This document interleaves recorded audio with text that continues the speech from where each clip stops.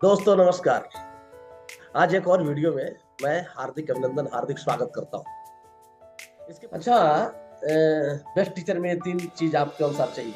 आपको क्या लगता है, ये तीनों चीज आप में है ये या कोई तीनों चीज चीजें इंप्रूव मैं करने की अपने जरूरत है? आप हाँ, मैं अपने आप में पूरी तो नहीं है, मैं इनकलकेट कर रही हूँ अपने आप में, रोज-रोज थोड़ा ग्रो करती हूँ। यूट्यूब पे वीडियोज़ देखती हूँ या वर्कशॉप्स अटेंड करती हूँ कि मैं और ज़्यादा अपने आप को फाइन कर लूँ।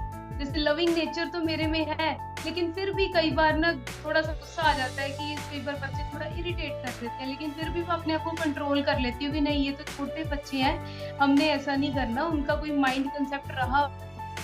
कोशिश पूरी है कि इन तीनों पे पूरा उतरूँ। मतलब जी, अ, कि आप कोशिश कर रही है, कोशिश कर रही है कि आप अपने अंदर और भी ग्रो करें। अच्छा जपलिन जी, जी, एक जी। चीज और जानना चाहेंगे कि बहुत सी लड़कियां हैं जो कि टीचर बनने के लिए स्ट्रगल करती हैं, अभी भी कर रही जी, हैं। अभी कुछ दिन पहले मेरी एक शिष्या है रूमा, वो भी गई थी एग्जाम देने के लिए, संघर्ष हुँ, कर रही है। हुँ। गवर्नमेंट हुँ, जॉब उसको हुँ। चाहिए। परिवार की आर्थिक स्थिति भी बहुत अच्छी नहीं है, उसके हुँ, बाद हुँ। उसको ये जॉब चाहिए।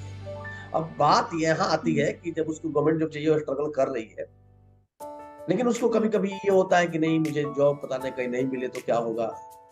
तो ऐसी परिस्थिति में यदि कोई लड़की फंसी हो, जिसका नीड जॉब हो, लेकिन उसे ये लगता हो कि नहीं, पता नहीं मिले नहीं मिले क्या हो, तो ऐसी परिस्थिति में टीचर बनने वाली लड़कियों को किस तरीके से सोचना चाहिए, क्या करना चाहिए?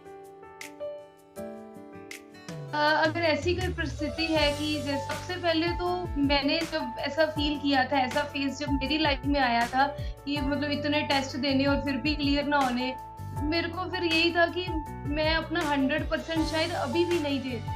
100% मैंने जब अपना दिया, जब मैंने मतलब बोलते हैं ना, पंजाबी में बोलते हैं सिर धड़ दी बाजी ला देना।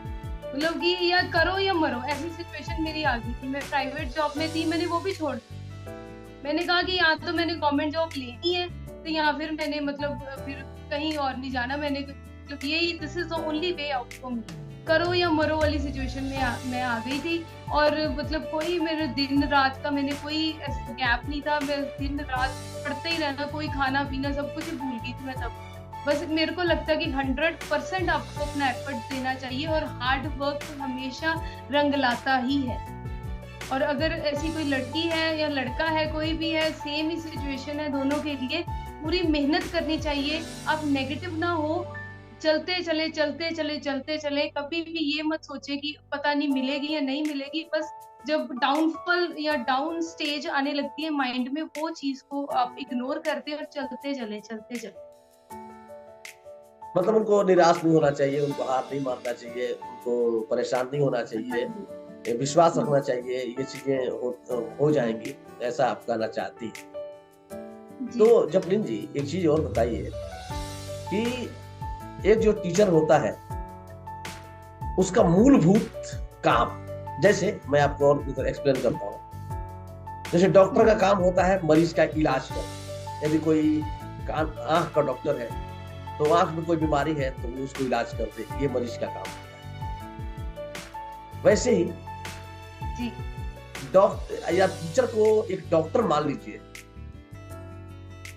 तो टीचर का मूलतः काम क्या होता है? क्या मैथमेटिक्स की व्याख्या कर देना, हुँ। या मैथमेटिक्स का नोट्स बनवा देना, या प्रतिदिन घंटी कर लेना, या कुछ और? टीचर का मेन काम ये है कि पहले तो अपना जो हमें जो सब्जेक्ट मिला वो तो हम पढ़ाएँगे ही। साथ-साथ में हम उनको मॉरल वैल्यूज़ दें, उनको मेंटली हम बूस्ट अप करें। जैसे आचार्य अमरेश झा जी का मैं प्रोग्राम अटेंड कर रही हूँ, मैजिकल मॉर्निंग, मेरे को अराउंड 1 मंथ हो गया है अटेंड करते हुए। वो जो हमें सुबह-सुबह सिखाते हैं, मैंने जब फर्स्ट पीरियड अपनी क्लास में जाना है, मैं सबसे पहले वही बच्चों को करवाती हूँ। उनकी माइंड की मैं प्रोग्रामिंग कर देती हूँ कि ये चीज़ उनके माइंड में बिल्कुल फिक्स हो जाएगी। वो हम सोचते हैं वही हम बनते हैं। उनको मैं डेली विज़ुअलाइज़ेशन करवाती हूँ, उनको मेडिटेशन करवाती हूँ, ताकि वो एक अच्छे ह्यूमन बीइंग भी बने।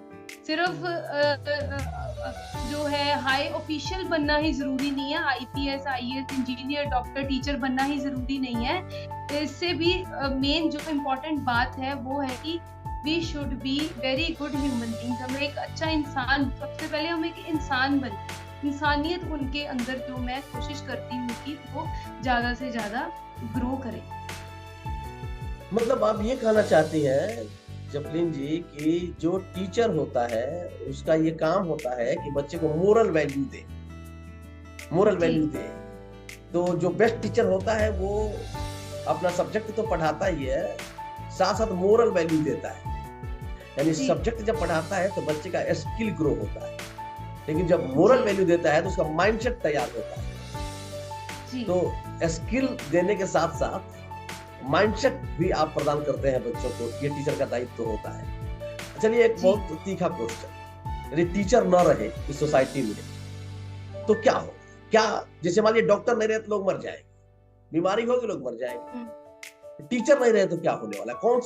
कौन सी समस्या प्रबल हो जाएगी टीचर के अभाव?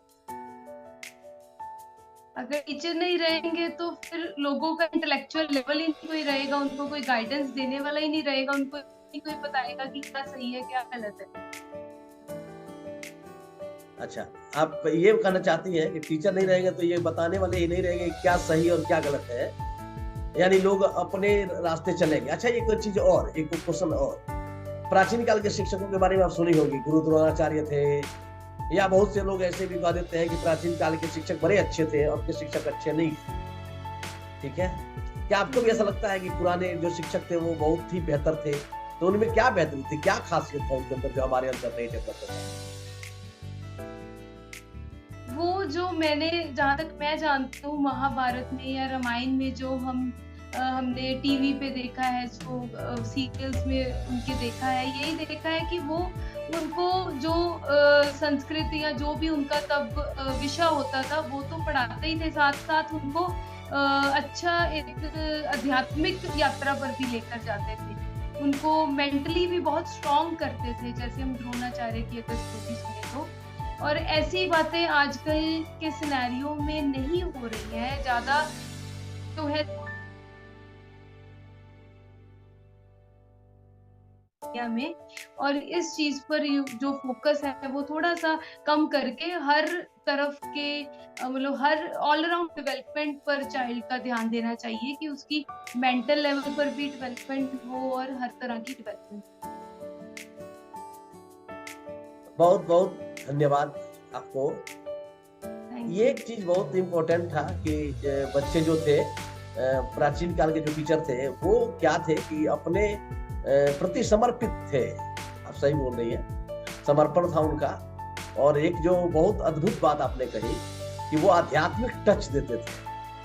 मैंने बच्चे को, आज इंसान को हम लोग एक संसाधन मान रहे हैं, एक वस्तु मान रहे हैं, वस्तु जैसा मान रहे हैं, चलो भाई इसको क्या बना देना है, रोबोट बना देना है, किसी कंपनी में जाकर के ये अच्छे से कलर की कर रहे हैं, ये बना देना है। जबकि उस समय के लोग जो टीचर थे वे ये चाहते थे कि इसको इंसान बनाया जाए और इंसान से बढ़ के भगवान बनाया जाए। उस टाइप की लेवल की बात सोचते थे, इंसान से ऊपर उठाने की बात सोचते थे। तो मुझे लगता है कि उन लोगों से अभी ये सीखना चाहिए कि वो लोग बच्चे में, जैसे राम में केवल एक राम नहीं देखते थे, राम में एक राम नाम का बच्चा नहीं देखते थे, राम में भगवान भी देख लिया करते थे। तो उस तरीके की उनकी दृष्टि थी, उस तरीके का उनका अध्ययन था और उस तरीके का उनके अनुभव थे। तो वहां से हमें कुछ, हमारी संस्कृति बहुत समृद्ध है, तो वहां से हमें कुछ सीखना चाहिए। और एक क्वेश्चन मैं और आपसे जानना चाहूंगा कि जपलीन जी, जो अभी लड़कियां हैं जो टीचिंग में करियर बनाने जा रही है, उनको, उनके मन में, अधिकांश लोगों के मन में मैं ये सुना हूँ, जैसे आप बोल रहे हैं कि मैं टीचर बनने के लिए पढ़ रही थी तो मैं टीचर बन गई। बहुत से लोग ऐसे होते हैं जो टीचर बनने के लिए नहीं पढ़ते हैं, मतलब आए थे हरिभजन को ओटल लगे कपास, ऐसा उनका दशा होता है। मतलब वो बनना तो कुछ और चाहते हैं, लेकिन जब कुछ नहीं मिलता है तो अंगूर खट्टे नहीं मीठे हो जाते हैं, मतलब कि कुछ नहीं मिला तो यही कर लेते हैं। मैंने बहुत से लोगों को देखा है जो ट्यूशन पढ़ाते हैं, कोचिंग पढ़ाते हैं और कहते हैं कि जब तक नौकरी नहीं मिले तब तक पढ़ा रहा, यानी जब तक हम कोई बिजनेस नहीं करें तब तक ये काम कर रहे हैं। तो इस मानसिकता के साथ लोग यदि टीचिंग के क्षेत्र में आते हैं तो क्या नुकसान हो जाएगा शिक्षा का? इसका यही होगा कि जो उनका मेन मोटिव था, जो उनका फोकस था, जो उनका मिशन था, वो तो उन्होंने मतलब उनका पूरा नहीं हो पाया, और वो फिर टीचिंग प्रोफेशन पर अपना पूरा फोकस नहीं दे पाएंगे, या फिर उनका ध्यान होगा मैंने टेस्ट क्लियर करना आईएएस का, उनका फोकस जो है 70% 60% अपने टेस्ट प्रिपरेशन पर होगा, और बच्चों पर, बच्चों की ग्रोथ पर इतना उनका ध्यान नहीं होगा, राइट। ध्यान डाइवर्ट हो जाएगा। बहुत सही, बहुत सही। यानी कि वो जो करना चाहते थे वो नहीं कर पाए, असफल हो गए, यहाँ पहुंच गए, और यहाँ उनका ध्यान डाइवर्ट रहेगा। ये बहुत अच्छा आप कह रही हैं कि उनका ध्यान कहीं ना कहीं मिसबैलेंस हो जाएगा। तो जो जी, करना था तो वो तो किए नहीं, अब यहाँ आके जी। ये भी गड़बड़ करे। अच्छा, एक चीज और बताइए, आप अपने बच्चों को सरकारी स्कूल में पढ़ाना चाहेंगे या प्राइवेट स्कूल?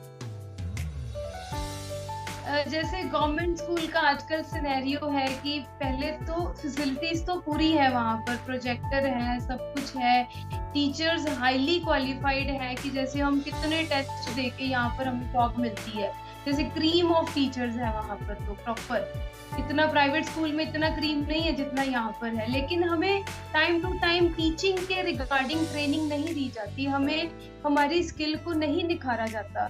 आई फील कि ये चीज हमें टीचिंग के लेवल पर हमें proper time to time seminars, workshops लगाने चाहिए, ताकि टीचर एक प्रॉपर स्किल्ड हो जाए, स्किल अपनी हासिल कर ले वो अपने सब्जेक्ट मैटर में या ओवरऑल डेवलपमेंट में। और अगर ऐसा, और मोर ओवर जो स्टूडेंट्स भी हैं, और जो स्कूल का माहौल भी है, वो भी थोड़ा सा फेवरेबल हो जाए।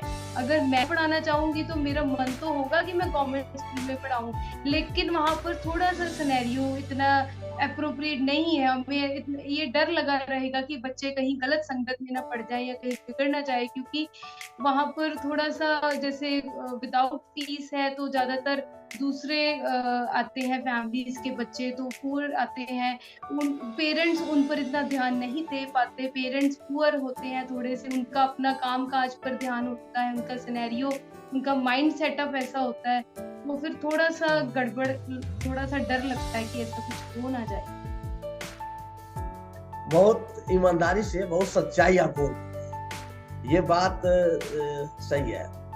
मैं भी अपने बच्चों को सरकारी स्कूल में नहीं पढ़ाऊंगा, और आप एकदम सही बात बोले। अब आप कहिएगा कि सरकारी नौकरी हम लोग करेंगे और अपने बच्चे को सरकारी स्कूल में नहीं पढ़ाएंगे।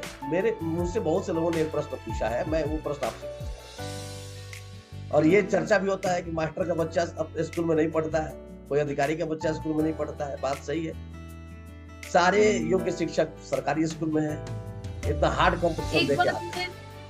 एक बात मैं और ऐड ऑन करना चाहूंगी, जी जी जी। कि जैसे हम टीचर्स हैं तो हमको सिवाय टीचिंग के और कोई काम नहीं देना चाहिए, लेकिन फिर भी हम पर काफी ऐसे काम दिए जाते हैं जिससे हमारा फोकस टीचिंग से हटकर दूसरे काम पर हो जाता है। तो अगर हम पूरा सिर्फ टीचिंग देंगे ना, सारे टीचर्स जो हैं वो सिर्फ टीचिंग कर रहे हैं, तो फिर गवर्नमेंट स्कूल का सिनेरियो बहुत अपलिफ्ट हो जाएगा, बहुत बेटर हो जाएगा, और हम पूरा एक एक बच्चे पर प्रॉपर ध्यान दे सकेंगे।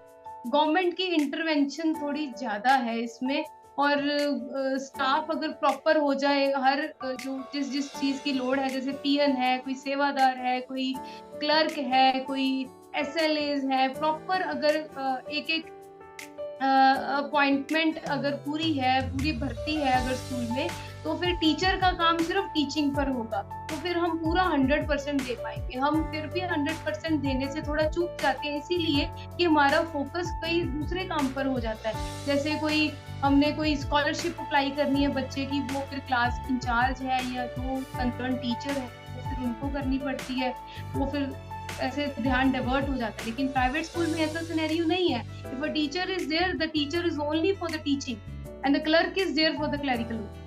ये आई वुड लाइक टू से कि ऐसा एक मिसमैच सा है, या ऐसा एक कमी है हमारे स्कूल में,